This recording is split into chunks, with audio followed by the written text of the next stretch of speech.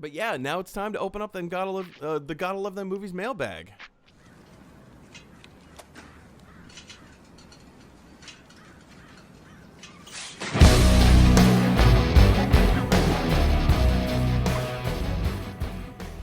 All right, guys, this is the Gotta Love Them Movies mailbag. And if you want to send a question or a comment or, just start a discussion, just send me an email at, GottaLoveThemMovies@gmail.com. Just send me an email, GottaLoveThemMovies@gmail.com. Let me know what's on your mind. Do you have a specific debate question? Because we have debates on Fridays.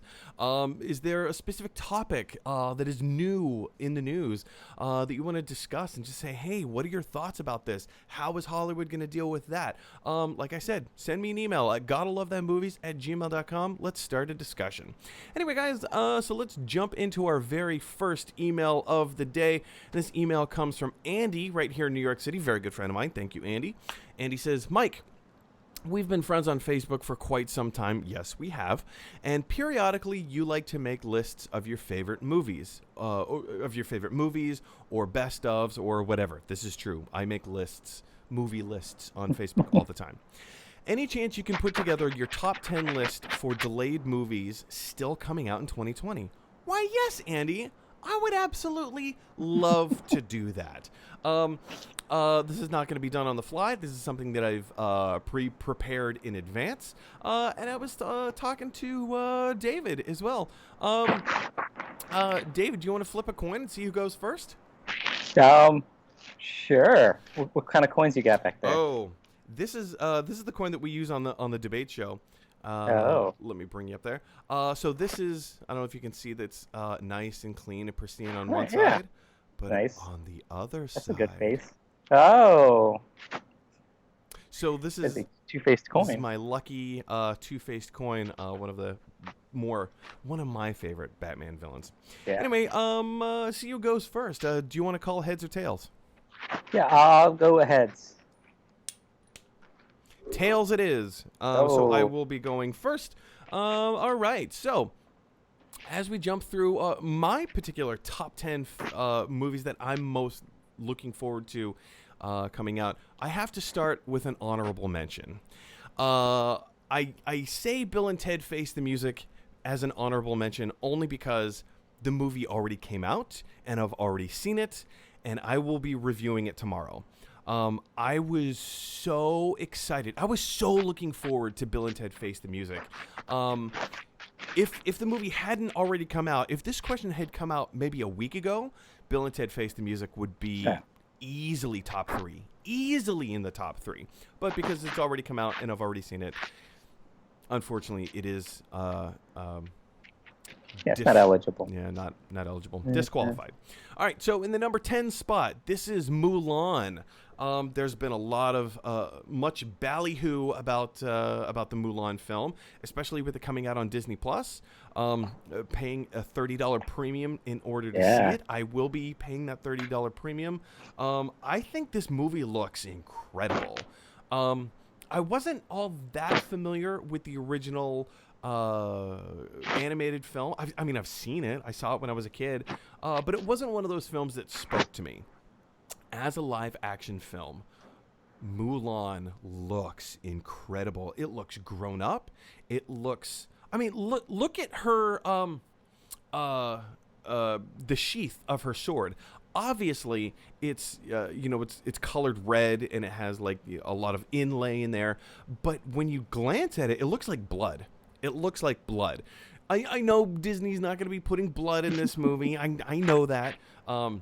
But Mulan looks absolutely incredible. In the 9 spot, we have the Ryan Reynolds flick Free Guy.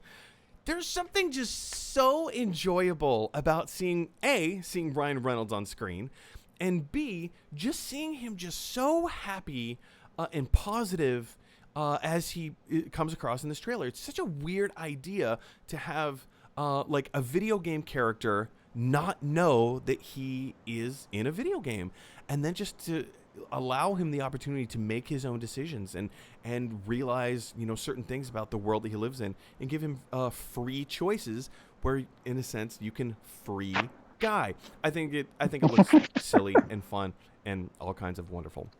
Moving on to the number 8 spot. This is The King's Man.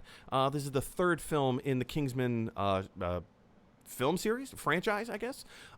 First two starring Taron Egerton, amongst many other people.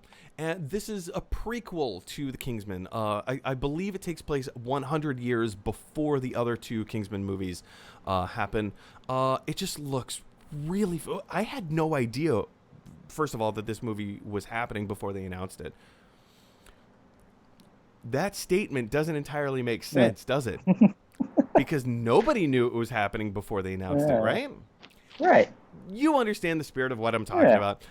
The King's Man, I thought, looks incredible. It had, like, kind of piggybacking off of the themes of Wonder Woman, the original Wonder Woman, in taking place during World War I.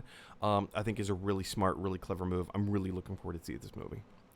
In our 7th spot is The New Mutants. This movie would have ranked higher in my really excited, most excited list, except the reviews have already started coming out, and it's not a complete train wreck, but it's also not as, fun or as good or as well crafted as I think many of us were hoping for. There was a reviewer that I was watching on YouTube. He was saying something to the effect of like,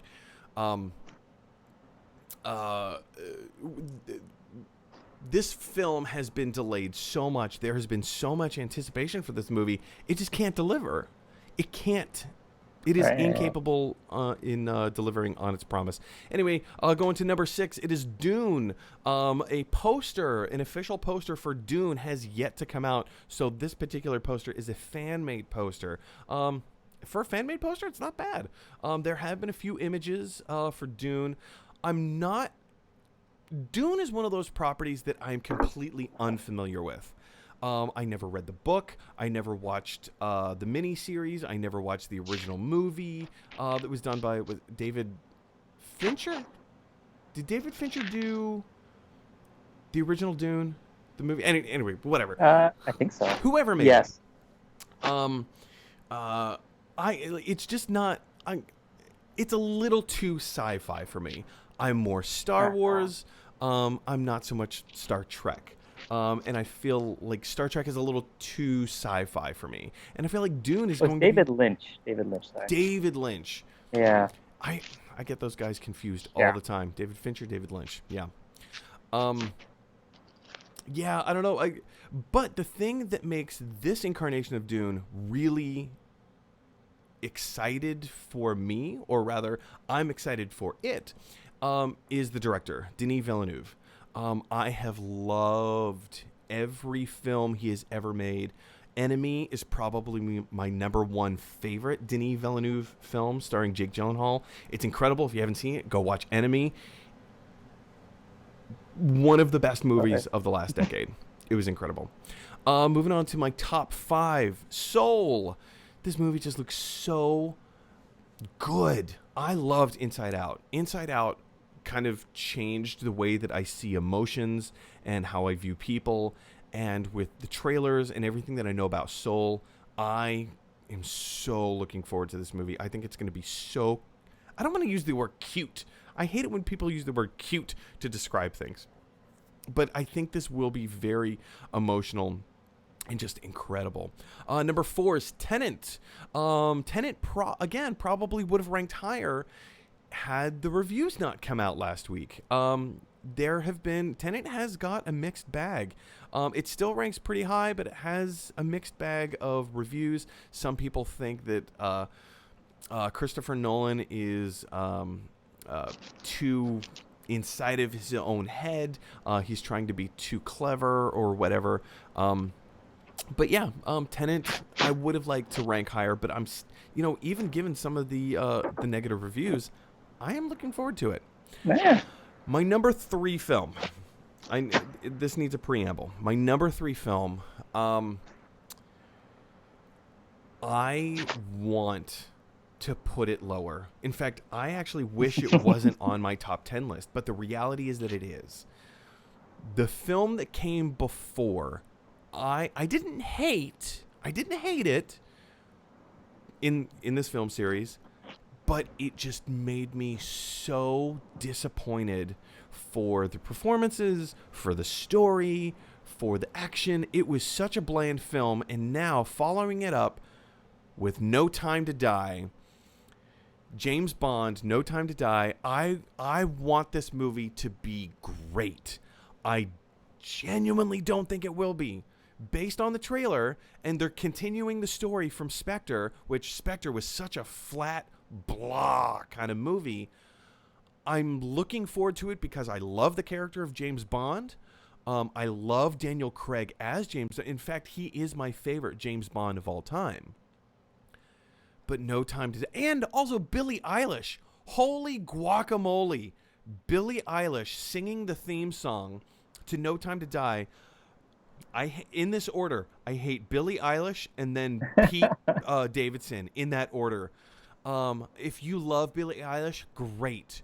Good for you. I do not say that facetiously. I genuinely mean good for you. Like she is an incredible artist in her own right. She's created something very special and meaningful and something that resonates with other people. So anytime that, it's great when a large group of people, but even a small group of people, in her case, a large group of people have come together to love the art that she's put together. I'm sorry, but a James Bond theme song needs to be indicative of what the movie is that we're about to watch. It sets the tone, it sets the mood, and it should give us a little bit of excitement for the story that's about to unfold. And Billie Eilish singing No Time to Die as the theme song is one of, if not the worst Bond theme song of all time, and the movie hasn't even come out yet, and I wish this movie wasn't on my top 10 list, but if all things completely being honest, it is. And I'm sorry about that.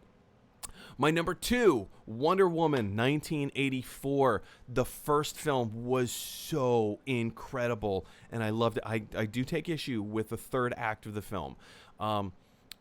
Having said that, it was an incredible film. It was a wonderful adaptation from the comics to the movies, or even an argument could be made from the TV show to the movies. Gal Gadot as Wonder Woman is brilliant. She's incredible. I love watching her on screen. She's so charismatic, and she makes us love the character for her own love of the character. And my number 1, you could probably guess at this point, there's only one movie that could possibly be my number 1 most anticipated film of the year. That's right, you guys. You guessed it. Black Widow. Color me a fan of Marvel. I love the MCU. I love everything. Not everything. There have been a few duds in their 23 film pantheon, but oh boy, the trailer for all the trailers for Black Widow, they just keep getting better and better and better. This movie looks so cool. It looks fun. It looks high action, high octane. It looks like it has a great story. I love seeing those familial bonds and connections. I think Black Widow, for me, is going to end up being the most fun movie of the year. I think it is going to be the most rewarding film of the year for me. I can't speak for anyone else because, as we all know, film is subjective. But, man, Black Widow, I love the MCU. I love everything that Kevin Feige has done. I think this is going to be a really, really fun movie. David. Yeah. I just spent some time running down my top 10 most anticipated films of the year. I know your list. You gave it to me earlier. It looks a little bit different from mine. But what are your thoughts about my list, my top 10? What jumps out at you? What are any surprises? It's surprising that you don't expect much from the new James Bond movie, but it's placed so highly on your list that you feel like it would be lower if it's something that you didn't. I wish it was. I wish it was. Look forward to it, yeah. I love James Bond so much. I love the character so much, and I love those movies. Again, there's 24 James Bond films. they're not all going to be great. They're not all going to be wonderful movies. There have to be a few duds here and there, but unfortunately, Spectre was. But it's James Bond, and I love James Bond. So anytime I can see him, Going to. Yeah, that makes sense. yeah. All right, David, do you want to run us down through your list, sir? Sure. Yeah. Let's start at number 10 and work our way up, I guess. Okay. All right. Yeah. Here we are, number 10, Free Guy.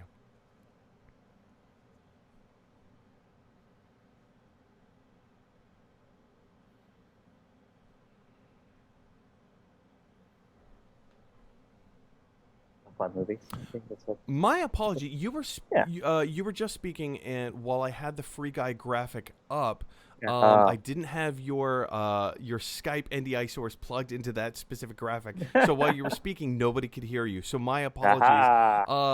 Do you want to just tell our viewers again what it is about Free Guy that you're looking forward to? Yeah, like I said, it looks fun. That reminds me a lot of the beginning of the first Lego movie, which I think everybody liked. And I think it's an interesting story. Just like NPCs in video games are always kind of interesting to me. Of like what are they supposed to be doing outside of when you're interacting with them? So that'll be fun to see. Looks pretty cool. Yeah, it's cool. All right, moving on to your number 9. This is Tenet. Now, I had ranked Tenet much higher than you did. It is in your number 9. Tell us why you put Tenet in the number 9 spot. I just watched the trailer again this morning, and I think I would have moved it higher.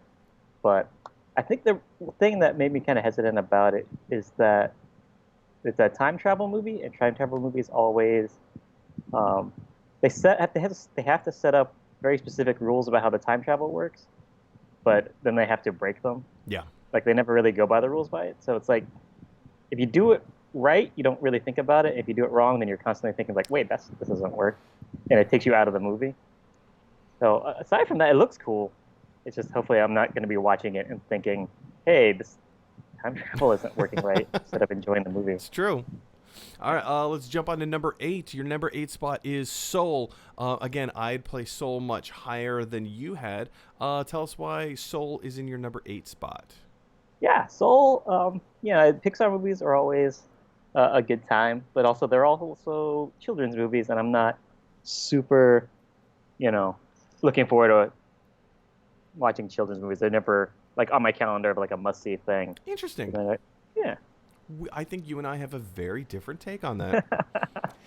In fact, just the other day, I think I was watching one of some cartoon show. I can't remember which one it was. Maybe it was like the Batman the animated series or like X-Men or something like that. Right. Kim comes out of the bedroom and just sees me in the living room just watching Saturday morning cartoons, and she's like, I love that you're just watching cartoons. And it was Saturday morning, and I had an actual bowl of cereal. I was eating my cereal, watching my Saturday morning cartoons, and it was just this, like, you're a 37-year-old human. I never refer to myself as a man. That is gross. No thanks. I'm a 37-year-old human eating my cereal, watching cartoons, and yeah. Anyway. Yeah.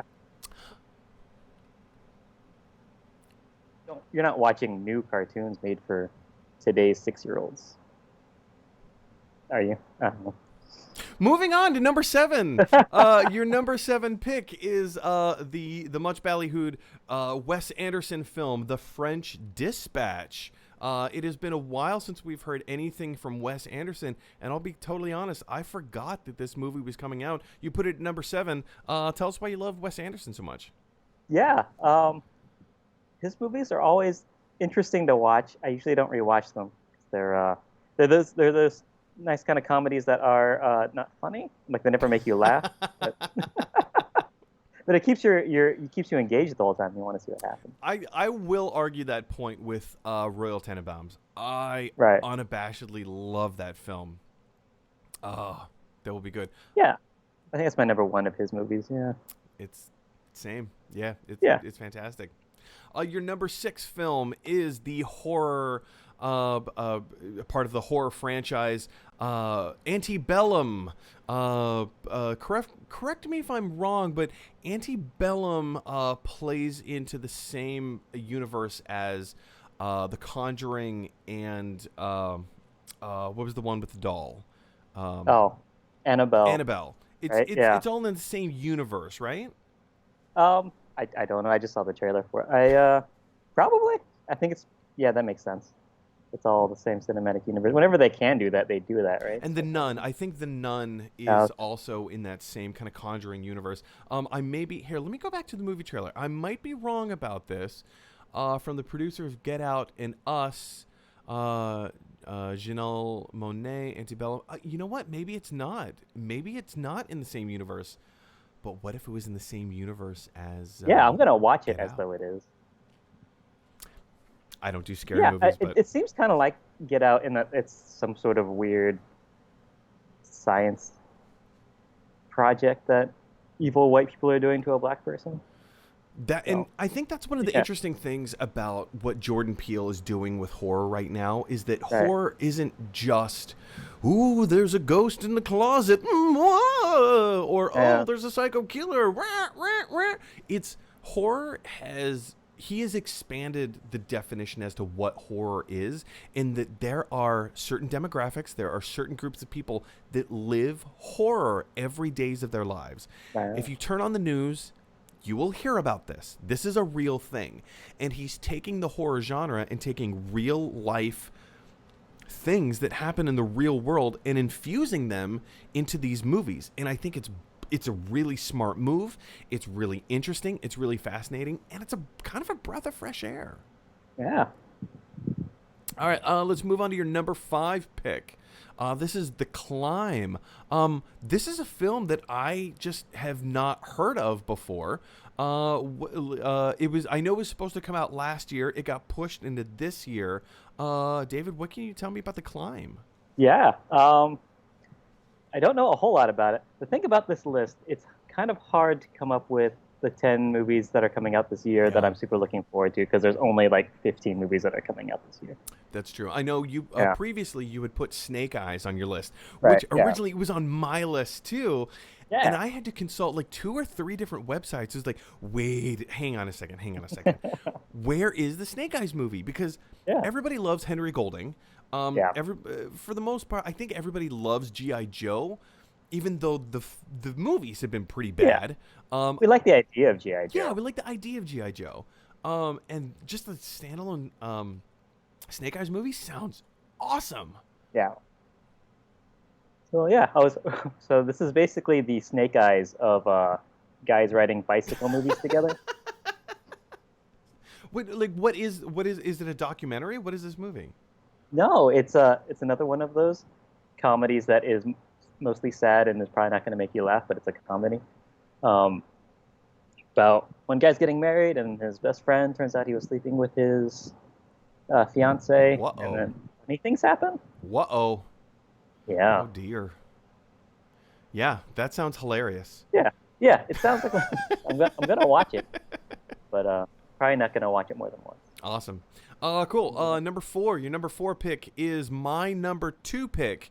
Wonder Woman 1984, directed by Patty Jenkins, starring Gal Gadot. Again, I had this as number 2. You had it at number 4. Right. For you, what is it that gets pushed down just a little bit?